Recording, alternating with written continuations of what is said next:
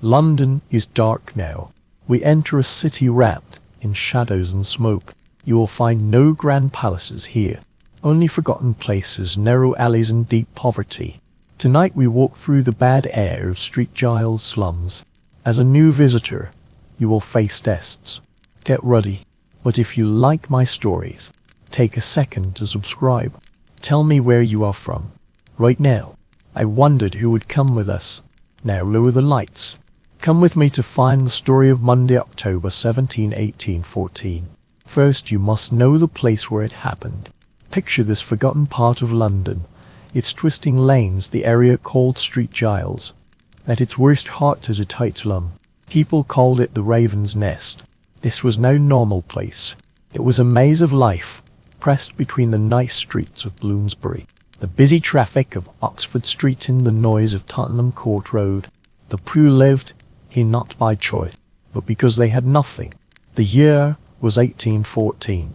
London felt many things. Cut off from the busy roads of Oxford Street and Tottenham Court Road, this was a hiding place for the city outcasts, not by choice, but because they had to be there. London in 1814 was complex. The long war with France was almost over. The Duke of Wellington was a national hero, and the city was full of pride. But under the surface, London was tired. Too many people. Society was breaking. Behind every shiny big house sat hundreds of poor huts like those in Street Giles. The slums of Street Giles were the same. Streets with names like New Street or George Street were just for show. Between tall leaning buildings, only narrow alleys let people through, blocking the sky. The air thick with London's coal smoke. Closer the smell of cheap gin, boiling cabbage, unwashed people, and the bad smell from open drains used as sewers. Buildings show marks of centuries. Houses for one family split again and again. Rooms divided by thin wood, until 100 live together. Light is as precious as money. Upper rooms are dim. Lower ones are darker still. Real sadness lies. These are not storage rooms, but homes made to save rent. Whole families crowd in underground rooms, living below the city's surface. The only light comes through dirty street grates. Walls always wet with London clay. The air was cold. Mold was everywhere. In these cellars, the line between life and death seemed very thin. Many babies died. Sickness like tuberculosis spread fast. Life was hard and dangerous. The people were mostly poor English and Irish workers looking for jobs. They scraped by on building sites, docks and in workshops. But poverty and hate kept them in places like Street Giles.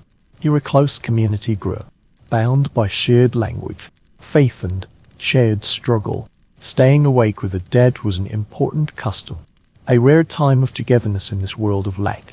The broken neighborhood never stopped moving. Children played in the mud. Women washed or fixed clothes. Men, lucky to find work, came home very tired after 12 or 14 hours, wanting only a short break with a pipe and cheap beer. This is a fragile world, society squeezed into too small a space. Each person is like a shaky building. Inside a bigger swaying structure, damp brick walls and rotten beams in soft earth. They live in the city's lowest parts. This fact of place made a deadly trap. Their homes were not safe places, but cages, putting them on a path to disaster. That force gathering quietly, just a few streets away, casting long shadows over Street Giles. Here stands another building for a different London, the U-shaped brewery on Tottenham Court Road's east side, run by the Mux's Company. If the slums show human survival, this brewery shows huge production. This big machine exists for one thing, making beer. Its brick walls stand tall and dark black from years of coal dust. Tall chimneys spit grey ash smoke, showing the non-stop work inside. The sounds from the brewery are the beat of a new age, the hit of hammers, the hiss of steam pumps, the rumble of heavy carts, the yells of bosses telling men what to do. The whole brewery is an industrial place. The barley area gives the beer its taste. In the boiler room, fires burn coal to make steam. Craftsmen make thousands of wood barrels in the workshop. In big storage rooms and fermentation tanks, beer sits and gets ready. The whole operation is a wonder of size and speed. Its owners, like the respected Sir Henry Meeks, lived in a different world from their neighbours in the rocky slums. For them, the brewery was a source of fame and money for London. It was a famous landmark. Its porter beer was the life of the working class, a beer of deep colour, full body, and strong power. Born on London streets a century ago, both cheap and full of energy, it became the spirit of dockers and builders. A pint of porter for London homes was like a full meal. Porter is not pale ale. Its colour is deep, rich and strong. This 100-year-old London drink, with its good price, its rich nutrition and strong nature, became the backbone of dockers and building sites. For families in single rooms, a pint of porter was as good as a meal, and cheap comfort in hard times. Its name comes from the city's porters, those who carried London's heavy load. It was these workers who made Max Porter famous. Max Porter was known all over the city for its great quality, and was a top maker in a London that loved this drink. Day after day, the brewery gates opened for big Charles horses carrying barrels. These horses worked without stop. In this city drunk on beer, they are among the top brewers. Day after day, the brewery gates open for carts pulled by tall Shire horses, loaded with barrels for London's 1,000 pubs. Each barrel means profit, but also carries drinkers' quick hopes to escape the world. The brewery main strength, reliability in London's business power, as steady as the rising sun, its rhythms as sure as the dawn. And on the brewery grounds, the most grand building, the huge barrel house, is the final show of this confidence, as regular as the sunrise. Inside the most grand building on the grounds, that amazing giant tank, is the final show of this confidence. A true wonder. Let us go inside, away from the yard noise, into the cooled fermentation hall. Here the air is thick with the rich smell of yeast and malt, so strong it is almost dizzying. This is the brewery's holy place, the church of fermentation. The building itself is very grand, its high ceiling held by strong wood beams, but even this big space seems small next to the giant fermentation tanks, overshadowed by the huge things they hold. The fermentation barrels stand like quiet giants in rows. Among them one true king rules a structure of amazing design, showing the dream and skill of its builder's time. This is the Horseshoe Brewery's giant fermentation tank, standing 22 feet, tall, about 6.7 meters, the same as a normal two-story house. It is even taller than that. A person at its base must look up to see the top. Its width is just as surprising, over 60 feet. At its widest about 18.3 meters. At its widest it reaches 60 feet. It is not a simple tube, but a fine cone shape made of huge, upright planks, gold stave. Each stave is a masterpiece of woodwork, fitted perfectly to the next. The wood was likely Baltic spruce chosen for its strength, bringing it in cost a fortune. Holding this wood giant together, to make a watertight seal between the staves, was a set of huge iron rings. 8 or 9 rings circled the barrel's height, each several inches wide, made by blacksmith, and put on while hot red. As they cooled and shrank, they pressed with great force, locking the staves together with unbreakable strength. The ring under the most pressure at the barrel's widest base is an unbreakable circle made from wrought iron, put on while hot red. It shrink as it cooled, makes huge pressure, locking the staves together with mighty force. The ring under the most pressure at the barrel's widest base is an unbreakable circle made from wrought iron, put on while hot red. As it cools, shrinking, makes huge pressure, locking the staves very tight, inches thick, made by blacksmiths, put on while hot red. When cool and smaller, it grips the wood with amazing force. At the base where pressure is highest, near the liquid, circled by the thickest iron ring, an engineering wonder itself. It is not just a container, but an industrial building masterpiece, built over months by many craftsmen. It is the pride of MUX Company and a London landmark. Tourists and Londoners often came to see the giant barrel. When it was finished in 1810, they say a feast for 200 was held inside a similar barrel to celebrate. This showed the industrial wonder of the age, both a sign of the times and proof of human cleverness. People came just to see the giant beer tank. 1810, they say, to celebrate its finish. A feast for 200 was inside a similar giant tank, an act that showed the awe these huge things inspired. They were symbols of their time, proof that people could now think of and build huge works once unthinkable. But let's look past the outside. Focus instead on job and dinner workings. The tank held a fermenting mix of water, malted barley and hops. This bubbling liquid called wort would one day become port wine. Its size was hard to imagine. Records show it could hold over 3,500 barrels of beer. The normal brewing barrel then was 36 imperial gallons. Simple math shows a total size of 126,000 imperial gallons. 1 imperial gallon of pure water weighs over 10 pounds. Sweet beer is a bit heavier, so the full tank's liquid weight can be guessed at over 1,200,000 pounds, about 600 tons.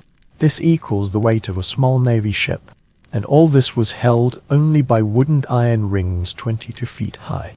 The key thing was the huge and uneven push from such a liquid column with the greatest force at the base. Every square inch of the barrel's bottom wall felt constant outward push. The whole stability of this 600-ton column of port depended completely on the strength of its lowest plank, and most important was the huge iron ring round the base. For years it did its job well, having gone through many cycles of filling, emptying, underfiling. The staves swelled and shrank with pressure. The iron burned, bent and held. It was a famously dependable servant, holding up the brewery's dreams. On Monday afternoon, October 17, 1814, the giant tank was almost full, holding port aged almost 10 months. This precious dark brew was about to be let out. The brewery worked as usual. Then Monday afternoons were a bit slower. Outside, life in street Giles and the wider city went on unaware. In the dim, sweet air of the barrel room, where house boss George Creek did his normal check, looking at gauges, watching temperatures, making sure the fermentation went well. Normal jobs in a normal place. As he walked under the giant tanks, his trained eye might have seen something wrong, maybe a small leak from a seam, or maybe his ear caught a new sound that metal grow, totally unlike the brewery's everyday noise. Official records later said, at about 4:30 in the afternoon, Mr. Creek saw a leak in one of the 7 tanks. A tiny trickle from the seam, or maybe a strange sound touched his ears. That metal groan, so totally unlike the brewery's everyday noise. Official records later said, at about 4:30 in the afternoon, Mr. Crick saw one of the 700-pound iron rings around the barrel's base had come loose. It had not broken yet, but had moved from its spot. The great tension was damaged. He saw the possible danger, though maybe did not see how soon or how bad. Such problems, though rare, did happen in big barrels. Normal steps meant telling bosses right away, emptying the barrel fast, and calling a barrel maker and blacksmith to fix it. Losing a batch of beer, while a big money loss, was much better than the barrel breaking. Mr. Crick did his duty and reported what he found. He was reportedly told, "It's not a big problem, and it will be handled right." The value of the beer inside became a strong reason to wait. So for the next hour, the barrel was left alone. 600 tons of liquid pushed out without stop. The other rings strained to carry the load of the failed ones. Millions of pounds of possible energy hanging 20 feet up, pushed on the one weak point. The rules of physics gathered force with constant, cruel precision, waiting for the tired iron rings to finally break. On that Monday afternoon, George Creek, warehousekeeper for the Mo Brewery, did his jobs with careful steps. A man who knew his limits. His world was big brick vaulted hulls, air thick with malt sweetness and hop bitterness. Wooden iron's huge presence filled the space. The brewery on Tottenham Court Road was not just a factory, but an industrial temple, a sign of the city's endless thirst. And its most holy spot is the central altar, like port wine tank. This is no normal barrel, but in building masterpiece 20-foot tall wood tower, such a huge structure is a landmark for those who know the brewery. It is not held by normal wood staves, but by huge iron rings, each weighing 700 pounds. This tank is a masterpiece of barrel maker art. The pressure and amount it holds are almost like land forces. Inside this dark leaking wall, over 35,000 imperial gallons of port ferment slowly. It is this patient process that gives the drink its known character and strength. Such huge amounts are hard to imagine, equal to 1 million pints, weighing over 580 tons. This dark lake of spirits hanging 2 stories high, held only by the strength of wood and the rough force of iron rings. George Creek, though good at warehouse counts, was no trained engineer. His skill was in matching books and lists. His trained eyes should have seen leaks well, writing down stock, to make sure London's favourite drink flowed smooth. But now, something caught his eye. It was not a drip, or a stain, or the sound of breaking wood, but something more subtle, and more worrying. On the curved top of the huge tank, a main iron ring thick as a man's arm had moved. It had not broken, at least not yet, just slipped quietly. Now it hung wrong inches from its first spot. The once even great tension had shifted. A hair-thin line of dark port beer trailed along the ring's edge, the mark of its move. Below, the staves had loosened. Inside, push became uneven. The nearby rings above and below now took more strain. Creek stopped his pen. The hanging pen lost its meaning in the brewery's strong smell. He stared at this puzzle. How could a 700-pound iron ring move? This barrel had always stood still as a mountain. Now it seemed to hold some quiet tone and some energy. He could almost feel the shake in the living liquid, yeast and sugar turning to alcohol and carbon dioxide through slow, powerful churning, building constant pressure. He listened hard. The warehouse was never fully silent. Hoarse sounds outside the window, the low rumble of the barrels, the sometimes shouts of the workers. But the giant barrel itself was now making a new sound, a rumble more felt than heard, the weight of 1,000 tons. The pressed wood fibers complaining as they looked for new balance. For a man like George Creek, this was a thing to report, not to fix. He was a part in the exact machine of Max's company. His job to watch and report.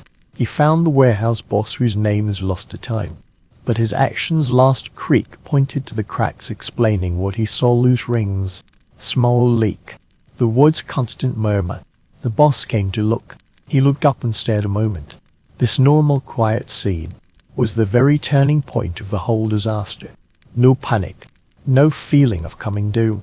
This barrel had stood for years. Its huge bulk created an idea of stillness. What did a slightly moved ring matter to such a giant? Just a fix-it job. The barrel makers could fix it when time allowed. The distillery was busy. Skilled barrel makers were always short. Empty the barrel right away, that would take hours, and waste priceless aged spirits. Totally crazy and overreaction. Both business sense and chance said no. The decision makers, with full trust in their systems, made their choice with calm thought. They would not sound a full alarm. Instead, they went through official steps, writing a formal letter to either Mr. Max, the winery partner, or the repair boss, telling them of the needed fix. They reasoned the iron ring would hold the barrel together, and the barrel itself would hold as it always had. The letter was written in careful handwriting, calmly and professionally telling the situation, asking a barrel maker be sent to check, and if possible hammer the huge iron ring back into place. George Creek, having done his duty, went back to his box to keep working. The letter was set aside, waiting to be sent. Meanwhile, inside the huge wood tower, pressure kept building, not caring about the note and the slow speeds of industrial paperwork. The grinding of wood grew heavier. That deep sound slowly mixing into the brewery's background hum. This warning, though heard, written down, was in the end sadly ignored. Afternoon light faded. The shadows of fermentation tanks grew long on the stone floor. For about an hour, the world kept a shaky balance. The note lay untouched on the desk. The cloak kept working, while 585 tons of fermenting mash looked without stop for its breaking point. When the fall came, it was clear, not a leak into a flood, but an explosion, such a huge and sudden release of energy, so big and quick that it left witnesses senseless. At about 5 o'clock in the evening, the delicate balance inside the giant fermentation tank broke completely. A loosened iron ring, the first sign of deep building tiredness, finally gave way fully. It did not just slip, but broke violently.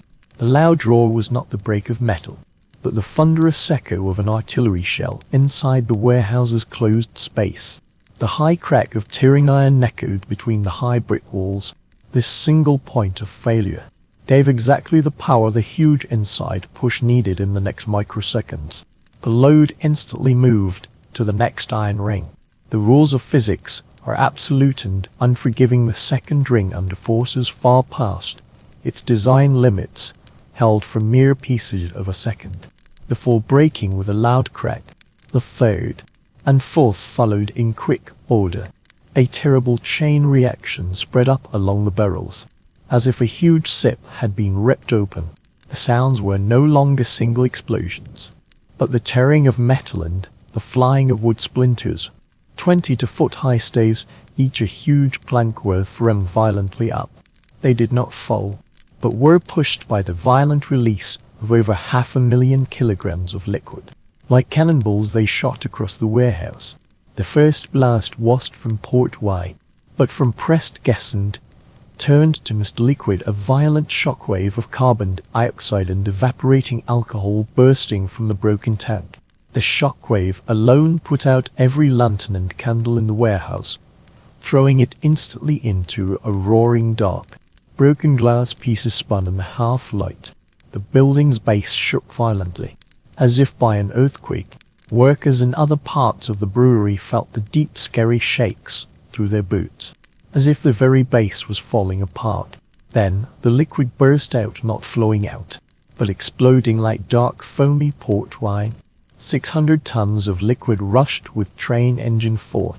This was no passive leak. It was a liquid explosion. The immediate hit of the rushing wave destroyed everything in its way. The warehouse also held other smaller barrels and hundreds of giant barrels. Each held hundreds of gallons of port, waiting for transport. They were now as weak as paper. The first tsunami-like rush from the giant barrels hit these barrels, starting an industrial-scaled domino effect. The crack of breaking barrels drowned in a bigger, or the scream of barrels bursting between iron rings. The deep rushing crash of liquids. Each broken barrel poured its contents into the flood, instantly growing its amount. Within a mere minute, a single barrel's failure grew into total fall. The splintering of planks, the snap of iron rings, and the deep splash of hitting liquids mixed together. Each broken barrel poured its contents into the flood. The instant jump in amount within a minute changed a single barrel's failure into the complete fall of the brewery's whole stock. Hundreds of thousands of gallons of porter, now set free, became a chaotic half-liquid flood barely held by the warehouse's brick walls. The structure itself began to fall. The murky flow churned with wreckage from broken barrels and splintered wood, while the remains of huge barrels hit the inside support walls violently. Bricks and stones first laid to hold the roof, not to take side push from hundreds of tons of liquid, began to bend and crack.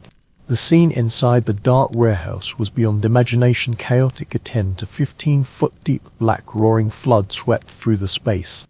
Whole sections of barrels floated on it like rafts. The surface churned with thick and yeast foam. In loud noise, the liquid kept its thundering roar. The grinding wreckage now mixed with the groaning complaint of the brewery's weight-bearing wall.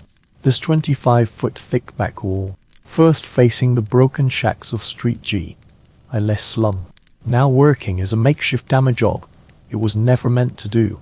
The rushing liquid beast and wood wreckage hit the wall like a battering ram. The mortar between old bricks began to hiss and crumble. The wall visibly bowed outward. Fighting against a force belonging to the sea, the thundering break was not yet done. Energy just changed shape. After a final scary still few seconds, it looked for its next most destructive way out. The black flood that followed obeyed a terrifyingly simple physical law when the brewery's back wall finally fell. It came down without warning. No cracks, no slow crumbling. The whole 25-foot-high brick structure blew apart under the constant push of the churning lake of porter beer, then broke outward. The sound of the falling wall was already drowned by the deep throaty roar of the rushing liquid. What flooded into the tight space of New Street was now no normal flood, but a tidal wave, a 15-foot-high wall of dark liquid, a solid wall of crushed wooden brick. Its movement was not the gentle flow of a mild tide, but the wild, quick anger of a broken dam. This was no mere beer, but the mud of industrial ruin. The wave was made of hundreds of thousands of gallons of port beer. Its natural thickness increased by tumbled wreckage, plank pieces from huge barrels falling like small trees in the flood, bent iron rings spinning in the foam, further churned with crushed brick and mortar from fallen walls. This liquid battering ram hit London's most weak, tightly packed area, the slums of Street Giles. The slums were a maze, a puzzle of narrow streets, crowded yards and dirty alleys. The buildings were cheap and totally shaky. Most homes were poor wooden brick builds. Foundations were often just shallow ditches. More deadly still were the basements of many tenements, those damp underground rooms, linked only by steep one-step stairs, yet rented to the city's most desperate families. These basements, barely shelter against the cold, were about to become inescapable graves. The floodwaters, rushing with amazing force from the brewery, poured straight into the narrow waterways of New Street. The very shape of the slum now turned against its people, focusing the flood's destructive power into a cone. The streets acted like nozzles on a hose, keeping wave height as they raced forward. Its power lay not in depth, but in first push. When it hit the first row of houses, it was not a slowly rising tide, but a huge shockwave. The weak walls of the brewery-facing shacks gave no fight. The houses were not swept away, but hit violently inward. The whole front structure of each building crashed down. The breaking of wooden, the crumbling of brick mixed with the flood's roar. The flood without care swallowed all in its path. Street parked carts vanished instantly. Farm animals sank into the deep of dark foamy depths. The current tore through the lower levels of broken walls. With equal carelessness, it swept away furniture, belongings, and living beings. But the deadliest destruction happened. Underground floodwaters poured down narrow stairs into lived-in cellars. It was no trickle seeping through, but a waterfall plunging down, a solid column of liquid and wreckage, filling the whole room in less than a minute. For those trapped inside, it was the moment families gathered for a simple meal, mothers caring for their children, with no time to react. The first sign of danger was a loud roar, followed by the fall of the house above. A choking black flood hit instantly. This liquid was no clear water, but a thick fermented mass. As the closed space flooded, it quickly used up oxygen and let out huge amounts of carbon dioxide. Victims faced a triple threat: blunt hit from the flood's impact, the pure terror of drowning, and the double blow of fast choking inside the tight space. As it filled the tight space, it quickly used up oxygen and released carbon dioxide. Victims faced a triple threat: blunt hit from the flood and wreckage, the terror of drowning, and fast choking from bad air in the sealed cellar. The floodwaters split from New Street. Part rushed into George Street, part rushed toward Russell Street, following the path of least resistance. It slammed into the side wall of the Tavistock Armory pub, a popular local spot. The pub's walls fell under the water push, burying teenage barmaid Eleanor Cooper under a pile of wet wreckage and broken bricks. The pub cellar was instantly flooded. The floodwaters kept their rampage. The loved local pub's walls gave under the water push, burying teenage barmaid Eleanor Cooper under a wet pile of wreckage and broken bricks. The pub's cellar was instantly underwater. The floodwaters kept their rampage, washing the narrow alley clean. In a certain apartment building, a group of mourners gathered for a wakened Irish family holding a watch for their 2-year-old boy who had died the day before. Mother Anne Sovell and her husband mourned with their 4 other children. As the floodwaters hit the building violently, the floor suddenly fell apart, sweeping everyone into the basement below, which was quickly filling with the rushing flood from the street. The scene fell into total terror and chaos. The wake changed by an unseen catastrophe into a group burial ground. As the floodwaters spread further, the destructive force began to fade. But by then, the heart of the Ravens' nest area, a totally destroyed. Floodwaters filled every cellar, shattered every weak wall, leaving deep scars. Streets vanished fully, replaced by shallows of barren wreckage, from which the cries of the hurt and trapped slowly rose. The air over several blocks hung thick with the smell of port beer, overly sweet and thick. For the survivors, this smell shall forever be cut off from joy, linked only to sudden, dark and nameless death. The flood did not come with a thundering roar. First came a deep, echoing building groan, 126,000 imperial gallons of pressure complaining between iron and oak. For the workers inside the yard of Tottenham Court Road Brewery, it told of terrible loss for the residents of Street G, unless slums whether sleeping, working or just living through that damp October afternoon. The sound coming from beyond that high brick wall was too fast to understand. After the groan came a snap as clean and complete as a giant leg bone breaking, followed by a short silence, a moment of held breath. Then, an exhale. The brewery's back wall stood 25 feet high, thick enough to take any smaller hit. But now it offered no fight. It did not fall down, but toppled like a toy soldier. Poured bare, that deep thick mud did not splash, but flowed like solid matter, forming a 15-foot-high mass of thick liquid, ink black under London's grey sky, its surface churning with murky creamy foam. It first destroyed the brewery's own barrel storehouse. Hundreds of barrels fell over, their contents mixing into the first flood. The amount of beer now rushing out was biblical. Well over 1 million pints of liquid rushed out, straight for the lowest ground, and the tumbled slum alleys behind the brewery proved the perfect low area. The flood rushed along the path of least resistance, through the narrow lane called New Street. New Street was less a road than a gorge clamped between rough brick tenements, where the city's poorest Irish immigrants lived. 3 or even 4-story buildings leaned on each other for support, their foundations sunk deep in London's damp clay. Here the floodwaters gathered and sped up, no longer an ordinary flood, but a hydraulic battering ram. The first house to take the hit belonged to some nameless family. Its front was totally wiped out. The thick, heavy beer slammed against the weak brick and wood front, tearing the whole building inward. Floors fell like stacked wet playing cards. The scene was not marked by the sharp crack of breaking glass or splintering wood, but by a dull damp crunch, like crushing rotten apples. Black liquor entered the newly made hole, instantly filling the gap before rushing onward, now pulling brick dust in its wake. A muddy flood rushed with broken furniture and human remains. A few doors down, Avistock Arms stood at the meeting of New Street and Great Russell Street. This humble shelter bore dust-covered window, its air thick with the smell of clay pipes and spilled juniper berries.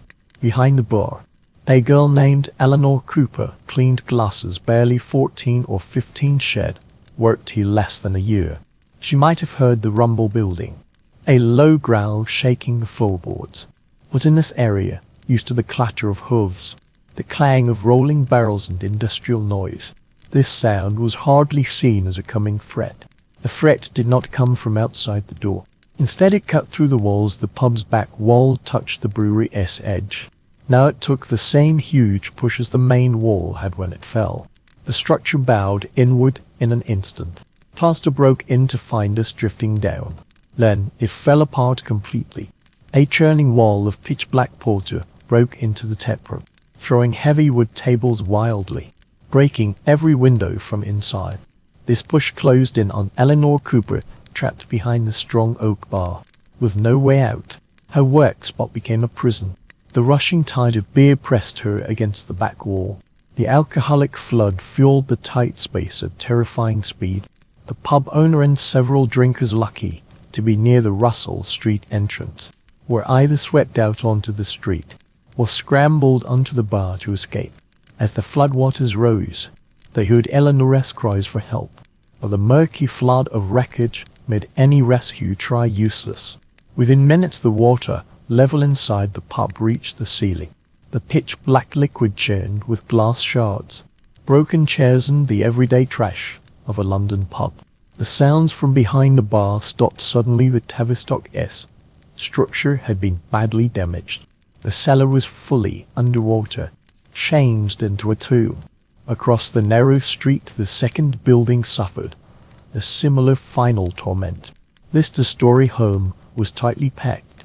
After the flood destroyed the first building, it now carried its wreckage changed into a liquid bulldozer. It rushed forward, pushing churning bricks, wood beams and the remains of whole houses. These pieces ground against the front of the second building like rough grit. The old mortar crumbled first. Loose bricks broke free, swallowed by the flood. The building's base seemed to melt. The upper story broke after seconds of unreal hanging. The roof line caved in. Finally falling, the whole structure caved inward, pressed like layered pastry into its own cellar, vanishing into the black foamy flood. The flood's first movement, energy spent in destruction, began to spread outward, pooling in the low areas of George Street and New Street, filling every cellar along its path. Basements, unsunk kitchens. The air, once damp with coal smoke, turned thick and choking with the sweet malty stench, the smell of London porter. The destruction of New Street took less than 5 minutes.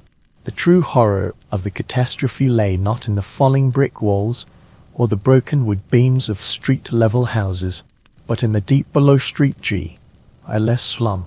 The poverty of this vertical slum was layered. The true weight of the disaster lay not in the crumbling stone or splintered beams of street-level homes, but in the sight under the slums of street jails. This vertical slum's poverty was not just stacked by story, but went by depth. The most desperate and poorest lived underground, in damp light, less cellars under the shack. These were not basements in the modern sense, but pits in the earth ground, without airflow, linked to the world above by a single steep wood staircase. They were deep and wretched, and on the afternoon of 17 October 1814, they became inescapable traps. Gravity, obeying basic physical laws, crushed the whole structure, fled, plunging into its own cellars, vanishing into churning black floods. The flood's first movement, energy slightly lessened by destruction, quickly spread outward, pooling in the low areas of George Street and New Street, linked to the world above by a single steep wood staircase. Cheap and bleak homes changed into a hopeless situation on the afternoon of 17 October 1814. Obeying the laws of physics, the rain looked for the lowest point, pouring through the broken ground floor windows, rushing down the staircase, seeping through floorboard cracks, falling like a waterfall into the cellar. For these basement dwellers, there was no warning, only the sudden attack of a cold, dark, choking flood.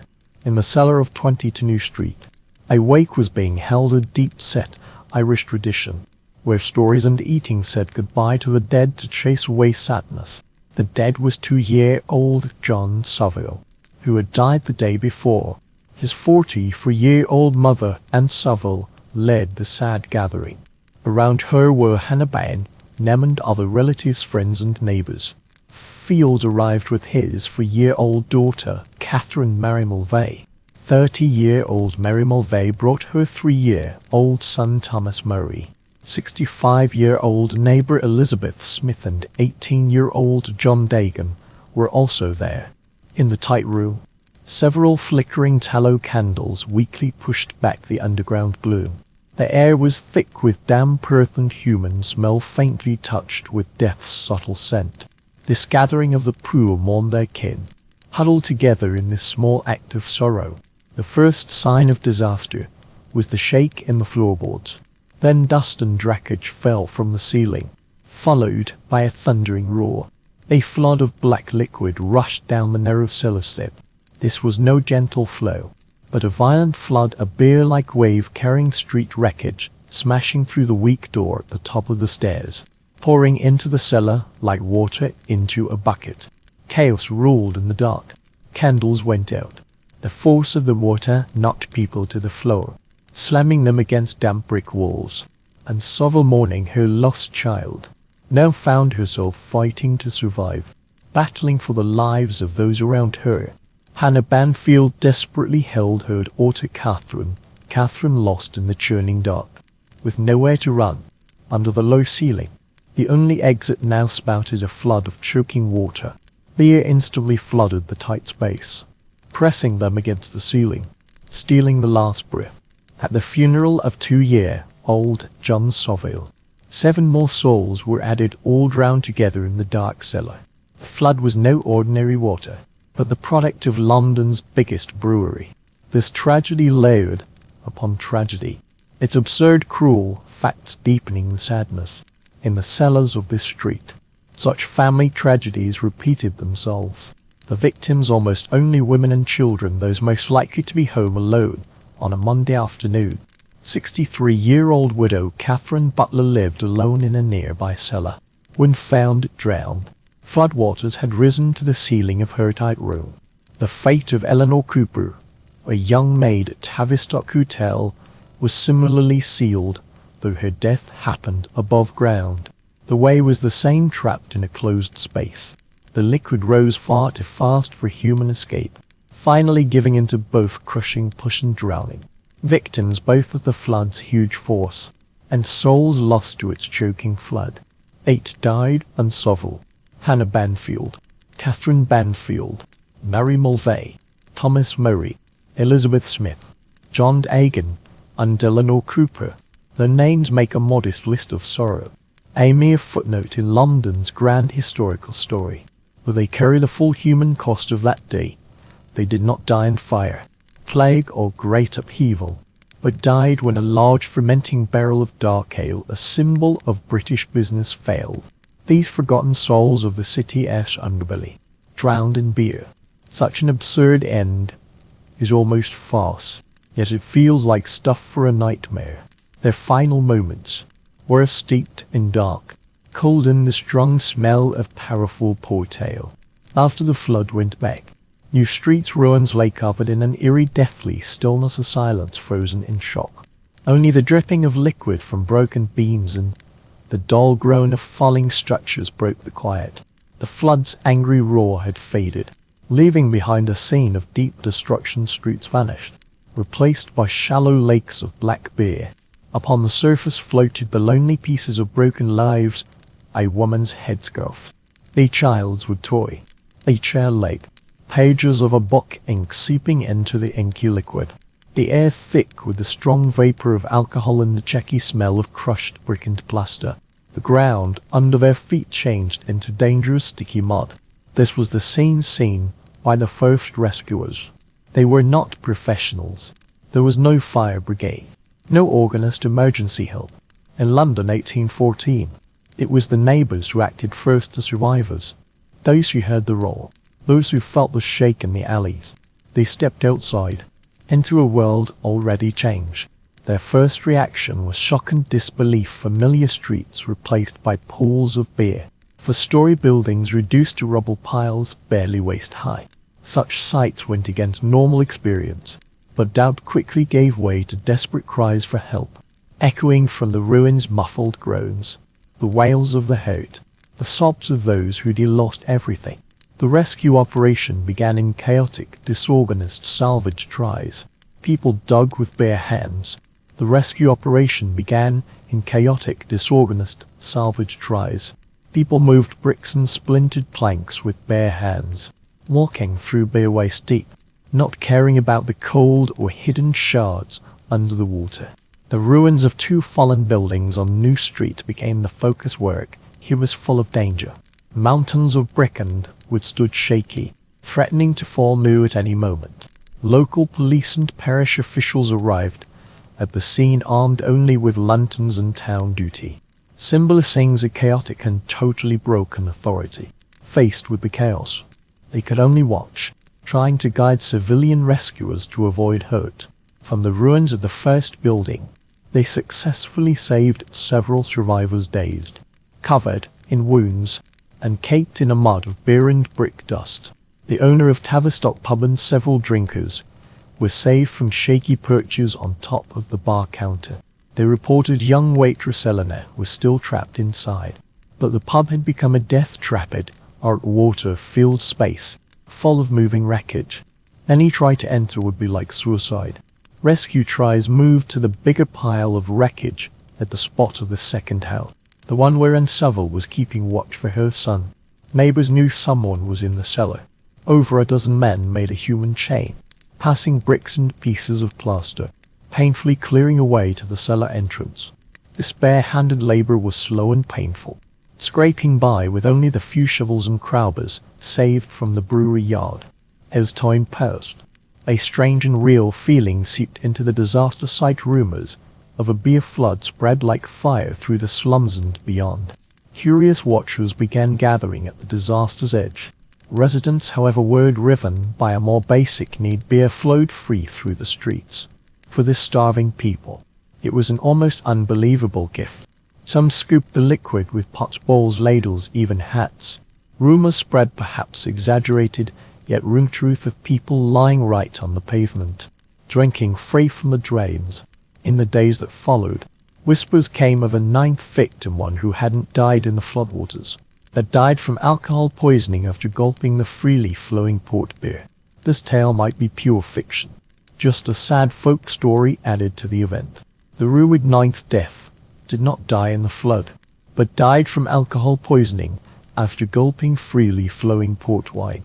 This tale may well be pure fiction, just a sad folk story added to the disaster, but it truly mirrors the absurd scene where sadness lived with strange partying.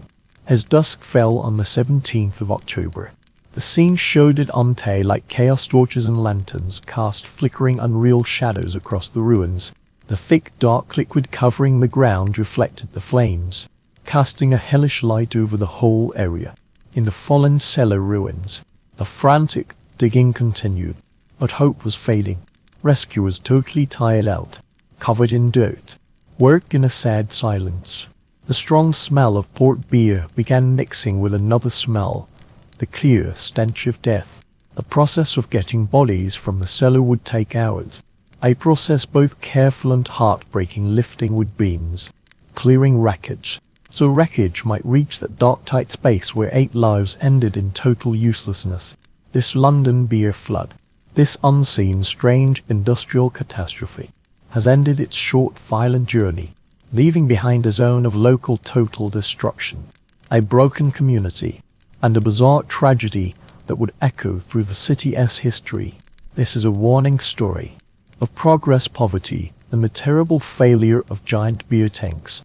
Though the big city of London, heart of a world empire, was not totally destroyed, its poorest corners were swept clean by a flood of its most famous export. Tuesday morning, 18 October 1814.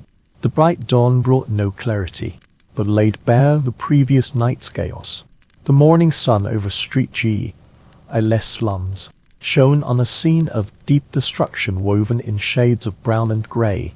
The air, once filled with the overly sweet smell of dried port wine, now carried a heavier, more sinister undertone, the damp stench of rot, wet plaster and splintered wood shavings, mixed deeper with the smell of some organic matter. This was the scene George Hodgson saw as Middlesex officially picked coroner. His arrival was no cause for celebration. This official, used to books and law examples, now stepped into a world of basic, ununderstandable grief. His job seemed simple on paper, but proved impossible in practice. To put the rigid logic of the King's Law on an event that broke all logic. He did not set up court in grand halls London's justice, especially the lower courts, which often worked with greater personal touch and practicality. The inquest was held at Street G, Les Parish Purel, just a few streets from the heart of the disaster.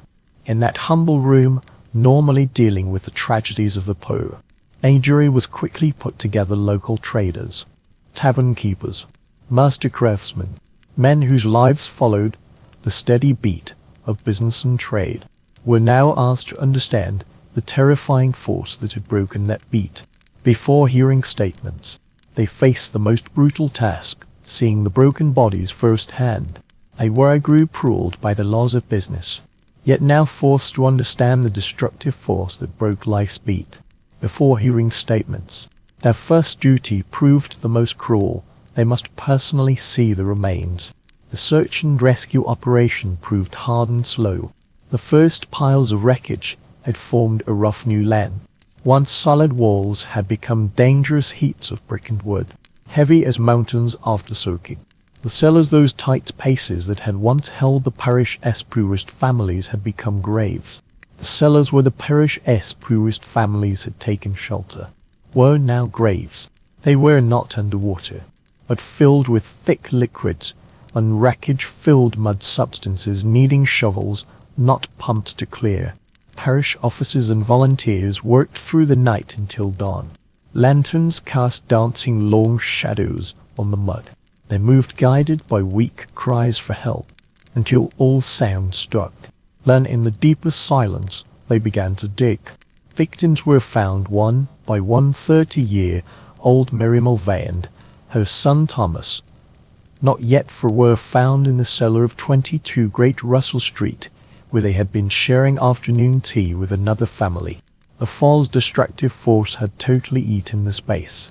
Anne Sovell, mother of 2 children, at the scene was saved from the same wreckage. Then came the Irish wake mourners gathered in the cellar on New Street to mourn the 2-year-old boy who had died the day before. A flood of beer overpowered this solemn gathering, changing a single tragedy into many disasters. The bodies were found at the scene. Hannah Banfield, aged just 4.5, her 34-year-old mother Eleanor, the 65-year-old widow Catherine Butler, and a young man named John Farr, the 8th victim. The body of Sarah Bates, a maid of about 10 years, was found in the cellar of the Tavistock Inn next to the brewery. She had been washing earthenware pots. The normal sound of pewter hitting stone had echoed moments before, only to vanish into endless dark. The jurors were used to looking at bodies laid out neatly in clean rooms, but now they faced this horror. The victims had not just drowned, they had been crushed under heavy weight, their bodies covered in wounds before being underwater. Coroner Hodgson looked at everything with experienced professional calm. The clerk carefully wrote every detail. The cause of death for each body was brutally and undeniably clear. After the inquest ended, the jury went back to the workhouse. The overly sweet smell of strong porter seemed to stick to their clothes. The first witnesses were called workers from the Max's brewery. Their statements proved key, not just for their content, but for drawing the key omens before the catastrophe. Warehouse clerk George Creek stood as the key witness. This careful man saw the brewery as a living thing, made of pipes, tanks, and production plans. In measured tones, he described the giant tank, the pride of the company. He explained, standing 22 feet tall, a wood-tower structure held by huge iron rings. He testified, holding 3,500 barrels of beer, an amount almost beyond imagination. On Monday, the 17th, around 4:30 in the afternoon, held by half-ton iron rings. He testified it held 3,500 barrels of porter, an amount almost beyond imagination. Around 4:30 Monday the 17th, Creek saw a problem in the warehouse. The iron rings on the giant barrel had loosened. He stressed this was not an emergency call, as big tanks often get such problems due to pressure, temperature changes, and natural bending of wood and iron. He had expected this. Going by steps, he wrote a report to Mr. Yang, the brewery's head manager. suggesting telling the barrel maker for repairs purely normal maintenance. He testified that Mr. Yang, having read the report, thought the matter well handled. There was neither panic nor end of the world feeling at the scene. Just another thing on the to-do list. 1 hour later, George Creek stood at another spot within the brewery, a mere 30 feet from the giant fermentation tanks, when he heard that unforgettable roar, either an explosion nor a crack, but what he described as an earth-tearing rip, as if the very cloth of the structure itself had been torn open, as the world fell apart in the liquid roaring flying splinters. He was thrown to the ground.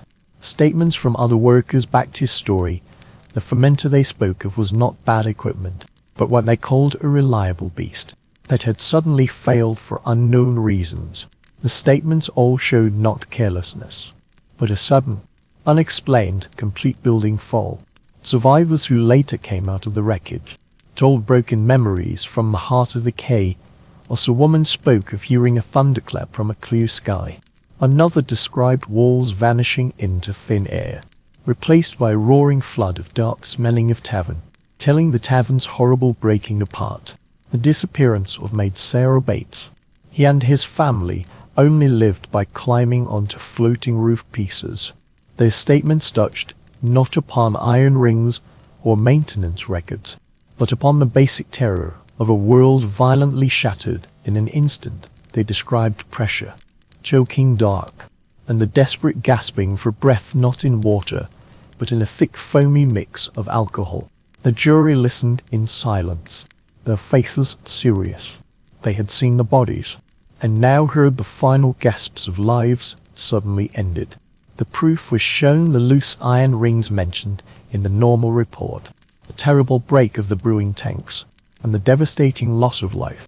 The coroner's court's duty was not civil responsibility, but finding the cause of death.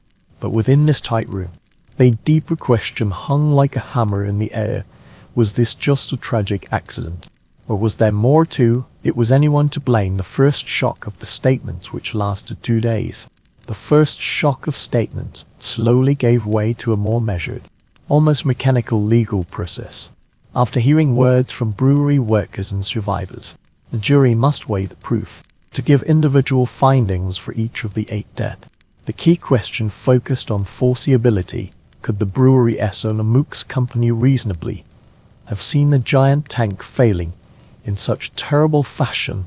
Was the loose ring found by George Creek a clear warning sign badly ignored through carelessness, or, as he testified, just a normal maintenance problem, no more dangerous than loose roof tiles? Though the brewery itself was not formally charged, it was undeniably at the heart of the trial. Through worker statements, a clear factual story came out. This giant tank was no old thrown-away tank, but a masterpiece of barrel making, both a priceless industrial thing and a symbol of the brewery's market power. Made from top materials, checked regularly, it had reliably held huge amounts of liquid for years. The iron rings holding the tank were not weak straps, but made metal circles, each weighing hundreds of pounds. The brewery indirectly argued through its staff that the fall was an unforeseeable event, a case of sudden and complete failure. The strong iron rings were not fragile straps, but made metal circles, each weighing hundreds of pounds. The brewery indirectly gave its position through clerks and brewers. This fall was an unforeseeable event, a sudden total failure of the material. No reasonable maintenance could have stopped it. They were not just brewers, but pioneers of industrial scale, working at the very edge of current technology. And technology at times simply fails. A jury of local craftsmen heard the statements. These were not easily swayed radical anti-industrialists. They belonged to the same business system as the brewery, and understood that business naturally carries risk. In their eyes, the Horseshoe Brewery was not an evil force, but a local landmark, a key employer and business engine putting money and life into the area. To find the brewery criminally careless would be like attacking a community pillar and set a dangerous example. In London, this city of industry, full of steam engines, factories and warehouses. Accidents were common. Boiler explosions, scaffolding falls. To demand business owners be held responsible for every event, few in the business world would dare take such a step. The whole frame of the Industrial Revolution was built upon a certain acceptance of risk alone, mostly carried by the poor working in the shadows of industrial giants. So the jury began talking. The process may not have been long. The simplest answer was clear. There was no proof of deliberate plan, nor of long disregard for safety. Only a normal observation record of a loose iron band an hour before the catastrophe. Faced with such sudden disaster, putting it down to physical laws rather than human error proved legally wiser. Coroner George Hodgson called the court to order and read the findings for the 8 victims: Mary Mulvey her son Thomas, Anne Saville, Anna Banfield and her mother Eleanor, Catherine Butler, John Farr, Sarah Bates. The findings were the same: all deaths resulted from accident and misfortune. This makes the court's formal legal decision. Anna Banfield and her mother Eleanor, Catherine Butler, John Farr and Sarah Bates. The jury found all died through accident and misfortune. This makes the formal legal words for deaths for which no one is liable. Within the legal mind of the time, this fell under the class of acts of God, a strange term suggesting divine action, such as a thunderstorm or earthquake. But here it is used for a man-made thing. The explosion of a beer barrel was legally put equal to a hurricane. For this catastrophe too big, too bizarre, and too costly to put on the owner, it became a handy cover all term. The finding worked as a pardon. Henry Mooks and his partners worked cleared of all criminal blame. The law looked hard at the catastrophe in Street Giles and called it a tragedy without fault. The grieving families got no payment from the company. Their loss was purely the bitter price of survival in the age of giant barrels and industrial progress. But the brewery's nightmare was not over. Though they escaped legal punishment, they faced another trial. The harsh look of the balance sheet. Money losses were terrible: over 3,500 barrels of top porter beer gone, worth thousands of pounds, factory walls fallen and equipment totally destroyed.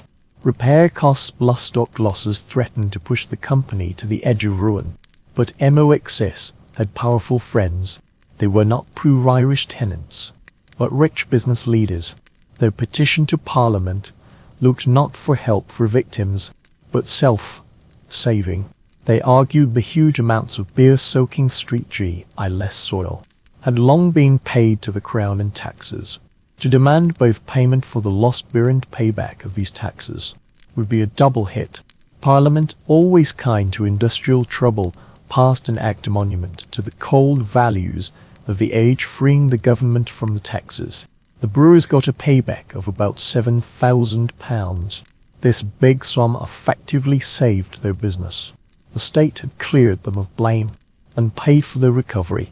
As for the grieving families, the officials did nothing. The legal proceedings ended. The finding given the brewery stood unhurt. 8 bodies were quietly buried in Street Giles Field Cemetery. Their deaths were officially called an unfortunate accident, the work of some particularly uncaring God. With the legal proceedings ended, and the brewery cleared of suspicion, the very nature of the area around Great Russell Street began to change. The first rush of rescue tries slowed, and the bloody wound in the city's fabric became a show. The tale of London's beer flood spread like fire, spread through newspapers and word of mouth. This was a legend, uniquely London, gritty, sinister and tragic. So crowds came down, they poured in from across the city, from Mayfair's nice squares to Wapping's busy docks, all to look at the scene of disaster. A wave of morbid curiosity swept through Street Giles, replacing the former tide of port wine. This area, where the good classes usually passed with held noses, became a tourist spot. Carriages jammed the surrounding streets. The rich looked to the ruins from a safe distance. The foot-bound Londoners made a human wall that stopped the city's daily beat. They stared at the fallen houses, the brewery's broken remains, and the huge dark scum arcing the flood's peak.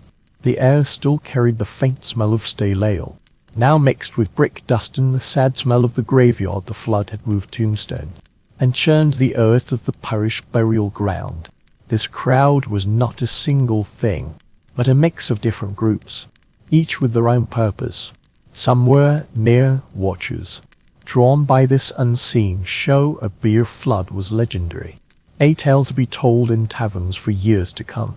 They pointed and gestured, whispered among themselves, imagining the roar of the flood and the terror of those swept away. Their presence felt like an unreal invasion, almost festive in its noise invading this place of mourning. For them, this catastrophe had become a concept, a scene within the city as theatre. Souvenir hunters in an age before photography, people wanted touchable marks of big events. They pushed parish police trying to keep order, looking for relic splinters from giant beer barrel planks, bits of fun in cellar walls, broken pottery pieces from ruined houses, anything that might make a touchable link to the story. They were not necessarily bloodthirsty, but rather kept a tradition passed down from they took home a piece of history, however dark, deep within the ruins, acting with a purpose utterly different from idle watchers. Were the scavengers the residents of Street Giles? Their homes might have been spared, but their life always balanced on the razor's edge of poverty. For them, this catastrophe was no show, but an opportunity born of chaos. They sifted through wreckage not for keepsakes, but for anything salvageable, to sell a piece of lead pipe, a few home floorboards, a miraculously whole copper pot in an economy where half pennies were precious. The ruins of neighbors' homes became desperate sources of money. Such is the brutal and forgiving truth of survival in the slum, where survival beats all. It is exactly the strange, crowded and desperate atmosphere that gave birth to the most lasting legend of London's beer flood, the tale of drunken partying. The story began spreading, from mouth to mouth, each telling adding decoration. It is said when beer flooded the streets, the residents of Street Giles, far from running in terror, rushed out with every container they could find, pots, pans, buckets, even bare hands to scoop up the free drink. The tale slowly changed into a harrowing vision of group drunkenness among death and ruin. Certain versions even claimed people knelt in the gutters lapping up the beer like cattle. Newspapers, particularly the more sensational ones, subtly hinted that this story perfectly matched the public's prejudices against the Street Giles residents, mostly poor Irish immigrants, confirming every suspicion the good classes held about them debauched and drunkards, suggesting the incident. This tale perfectly matched society's prejudices against Street Giles residents, mostly poor Irish descendant, proving every criticism given by the good classes irresponsible, and drunkards, totally without dignity, able to twist even the most harrowing tragedy into a partying party. But the truth, as ever, proved complex and murky. In an area where port beer was seen as a luxury, someone trying to collect the beer was totally believable. After all, in Street Giles, a pint of port beer was a luxury, when thousands of gallons of beer flowed free through the street. For some, letting it go to waste was an irresistible temptation, a real sin. So it is totally believable people scooped up whatever beer they could with buckets and bowls, perhaps for drinking, perhaps for resale. But the show of partying among death was almost certainly a huge overstatement, a folk story born to entertain the masses and strengthen social types. The beer in the streets was not clean. It was mixed with mud, horse waste, sewage and wreckage from destroyed houses. The flood that claimed 8 lives was a brutal, terrifying force, not a gentle stream. The main feeling in Street Giles that night was not thirst, but dread. But the legend stays. It is more melodious, more dramatic, more entertaining, and perfectly matches the story of the undeserving dead. The tale of drinking from the sewers hides the tragedy of Mary Mulvey and her 3-year-old son crushed to death in their cellar.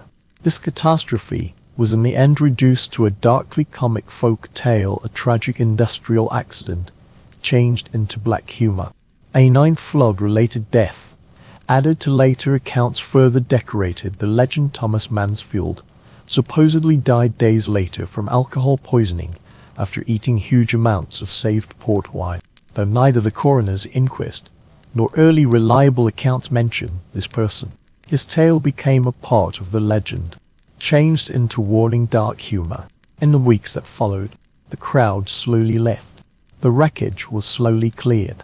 The brewery, saved from ruin by parliamentary tax help, began the hard process of rebuilding.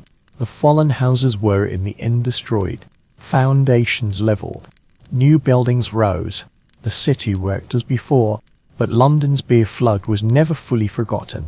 It settled into the city's group memory, kept not by the dry words of coroner's reports, but by vivid, unreliable accounts, officially called an act of God, just a legal fiction, to shield the powerful and keep the status quo.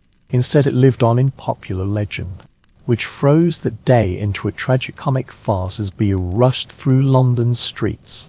The city's poorest greeted the catastrophe with thirsty smiles. The victims despaired. The cold logic of industrial economics were both washed away by a more compelling and powerful story. Deep inside the books of the Meeks Company, another flood was quietly gathering, a flood of deficits. The disaster at Tottenham Court Road was seen by the law and the company's partners, not mainly as a humanitarian tragedy, but as an unseen loss of huge stock. The common law of 1814 gave little protection to the dwellers of Street G.I.L. slums. The idea of corporate carelessness had yet to be set to handle such industrial accidents. The idea of holding companies liable for terrible failures of their own machines, such bizarre events called acts of God, had yet to grow. The coroner ruled the deaths accidental. The company was thus cleared of legal responsibility. Such bizarre events called acts of God, the idea had yet to grow. The coroner ruled the deaths accidental. So the legal blame of the Horsehoe Brewery toward the victims and their families was effectively ended. Perhaps for the sake of public manners, a few pounds might be given to a charity fund, but there would be no lawsuit, no building payment or admission of fault. The real crisis facing Sir Henry Moxham and his partners Thomas and Henry Woolworth was not legal but financial, specifically a matter of taxation. The British government, stuck in the final stages of the Napoleonic Wars, depended heavily on taxes to carry its money loads. Among such taxes put on home, made and used goods, few types proved as steady and heavily taxed as beer. A duty per barrel of port made it key and non-negotiable part of its cost. This tax became payable to the Crown the instant the tax officer measured the amount. The moment the tax officer measured its amount, long before the product was sold, the brewery effectively worked as a tax collection office, forced to send funds to the government as a priority. When the giant barrel broke, it not only spilled over 1,000 gallons of possible profit, but started a flood of prepaid taxes. The lost port beer equal to 3,500 to 4,000 finished barrel. Guesses suggest the lost tax alone came to £725 for a modern business. Such a loss might prove manageable even in 1814, even for a place of Horseshoe Brewery's size. But, at that time, it was a death sentence, a tax equal to millions of pounds today, enough to push the business into irreversible ruin on the spot. The value of destroyed facilities, the fermentation tanks themselves, damaged walls, dirty cellars, another equally horrifying cost. But taxation was the poison of the moment. This was a debt owed to the state, and the state is always a ruthless lender, especially when it was funding Wellington's armies on the European land. So the partners of Mooks did not spend their days mourning the dead, but had careful and urgent talks with lawyers. They brought together books, production records, and letters with the tax commission. Then they turned their look to the only institution that could save them, Parliament. Through parliamentary ways, they sent a private petition to the House of Commons. This was no public show, but a carefully planned political lobbying try. The petition showed calculated modesty and economic pragmatism. It stressed the company's long history as a reliable taxpayer and major local employer, while putting the disaster down to unforeseeable divine providence, not management or maintenance failures. In the words of the coroner's jury, it was an unavoidable accident. The coroner jury's wording. The core argument was short and devastating without relief. This horseshoe brewery, one of London's industrial engines, would fall. Hundreds of workers would become parish-poor people. Its key contribution to the exchequer would stop. Money invested by the business would be lost, causing a chill in money markets. This debate was not about fairness or sympathy, but one of stability. The Conservative government under Lord Liverpool was basically committed to protecting property, keeping order and preserving the nation's economic machinery. Letting a major brewery fall due to an accident beyond human control, and one for which no legal blame existed, would be a grave mistake. Rather than letting the brewery's complete disappearance and losing this future tax money, freeing the lost bear from duty proved the wiser course. The petition, having been considered by the committee, is hereby approved. The tax duty owed on over 3,500 barrels of port wine soaked in the St. Giles land is fully given back. This makes in essence one of the earliest corporate bailouts in history, a privately owned business saved by taxpayers' money, whose operations led to the deaths of neighbours. The public charity fund for victims raised only a few £100s, given out in shillings and pennies to grieving families, yet the lifeline given to the brewery through parliamentary law passed this sum by 20-fold. This action caused little public protest, and newspapers reporting the petition rated it as dry financial record-keeping in an era before income tax was taken, when the state's money depended on such incomes. The logic was clear. The brewery showed touchable things for the national treasury, while the residents of St. Giles slums did not. At that time, the state's money relied heavily on such incomes. For the political and business elite, the reasoning was straightforward. The brewery made touchable things for the national treasury, while the residents of St. Giles slums did not. With a stroke of the lock pen, the company's future was secured. Mooks began the slow and chaotic clean-up operation, paying salvage crews to take apart the massive broken fermentation tanks, and hired stone workers to rebuild the factory walls. They pumped out the bad-smelling remains from the cellars, and counted the losses of whole barrels crushed in the flood.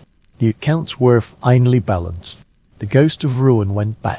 But, inside the books, the names of the 8 dead were never written, mere outside factors in the cold math of survival. Unfortunate, yet in the end an important details. Businesses surviving the flood would keep working. The rebuilding of the Horseshoe Brewery became an industrial paper of confidence. When one giant tank fell, others would rise to take its place.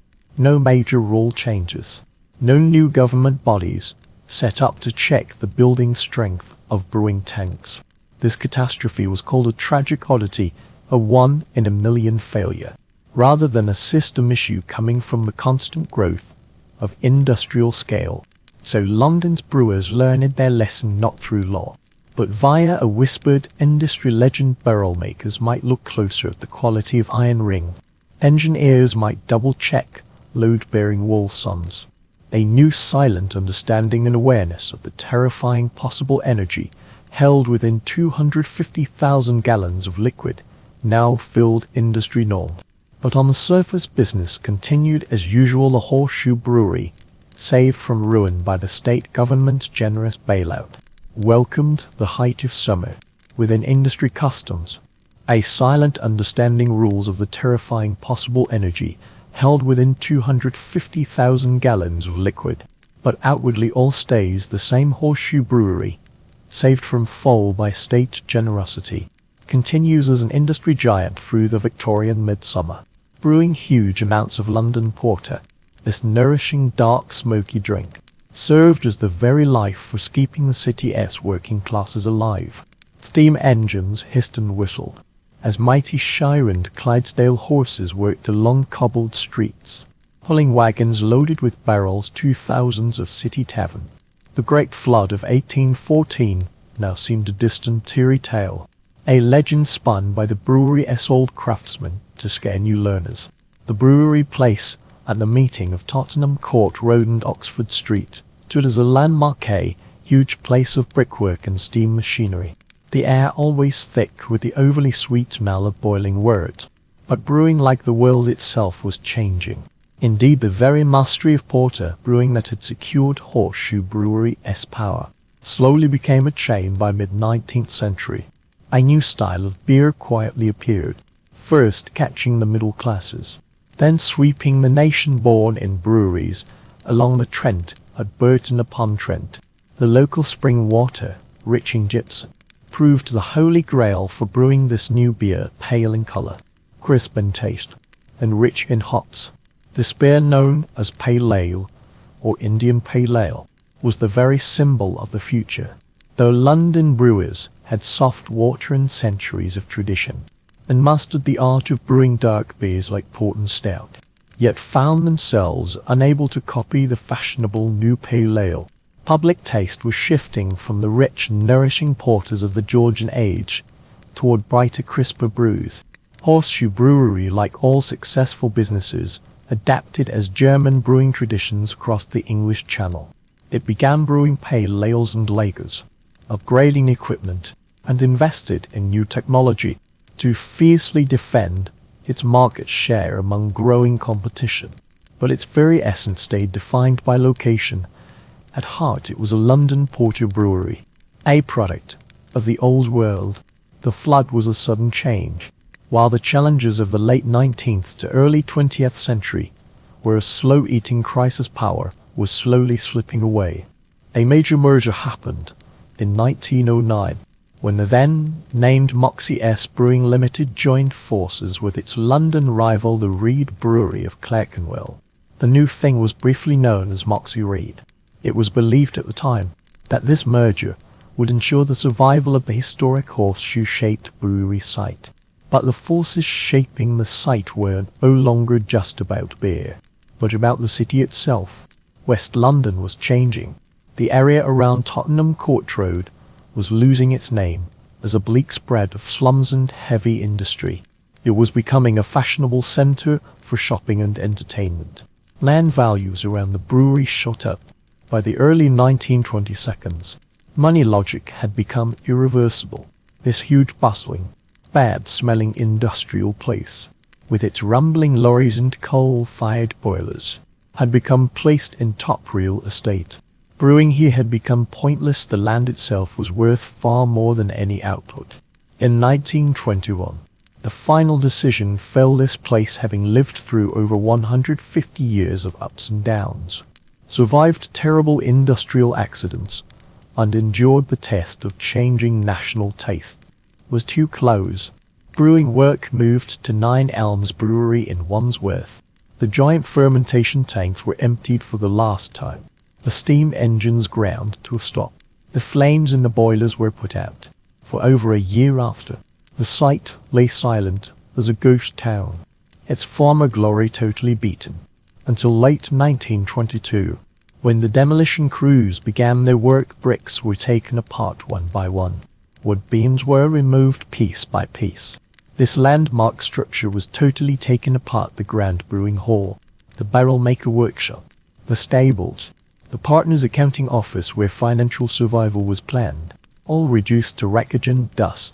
The stables, the accounts room where partners once planned financial revival, all reduced to wreckage and dust. The deep cellars that once held priceless beer were also under by a deadly choking flood, now buried under the very wreckage that once held them. The ground leveled to a flat spread. The whole industrial world and its most bizarre catastrophe erased from the map. Only bare London clay remains, waiting for a new chapter. The warning of the beer flood has faded, replaced by this big city's more modern, more powerful lesson. The land's most efficient use in the end belongs to business and entertainment. So ended the industrial age of the West End. The empty lot at the meeting of Tottenham Court Road and New Oxford Street became a hollow scar among the West End's noise. But a new plan was quietly taking shape, a magnificent masterpiece that would tell of the soul of the jazz age. In 1928, ground was broken for a new kind of palace, not a royal palace, but a temple for the people. This super cinema was an entertainment holy place, seating over 3,000. Its size was staggering. Its design full of modern ambition, fluid geometric Art Deco shapes, made from strong concrete and Portland stone.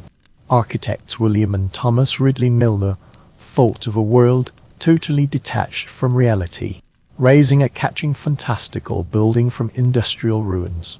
As foundations were dug, bulldozers churned the soil of street giles, biting into and once held by fermentation tanks, and wine cellars, biting into the former site of broken tenements, lining New Street and George Street, where the remains of the brewery were found rust-stained wood barrels, iron rings, pieces of workers' clay pipes, rough bricks saved from fallen walls, would all be sent to landfill in important wreckage in progress as flood. This land would no longer prepare tanks for fermenting port, but to pave the way for the huge steel frame of a modern theatre. 1929, the Dominion Theatre opened. With a premiere of sound and moving pictures, this revolutionary new technology in cinema changed the opening night into a dazzling show. A world apart from the squalor and poverty this land had known for centuries. Audiences marveled at the high ornate stage arch, and the fine plasterwork, and the plush velvet seats, bathed in the glow of the silver screen, while wrapped in the comfort of air conditioning. Their centers full of Hollywood's audiovisual feast. Among the premiere night's audience, few were aware of the tragedy that had happened here 115 years before. No monument, no plaque, that strange and deadly flood that had swept through this place. The catastrophe lies totally buried, first under rebuilding, and now fully overshadowed by this magnificent new temple of popular culture. For decades, the Dominion Theatre has weathered change years as a cinema and a stage for legendary rock concerts. David Bowie, Queen and U2 all graced its stage for the past decades. It has been a stronghold for hit West End musicals, charming millions with tales of wizard rock bands and dancing queens. This is a world where light and shadow mix, where music stays, and thundering applause sounds. A temple of made delight and group partying. But under the stage, deep inside the orchestra pit, under the countless tapping toes and standing ovations, another history sleeps silently. These layered remains are like London's soil, its surface layer vibrant and pulsing with theatre. Dig slightly deeper to find the foundations of 20th century breweries.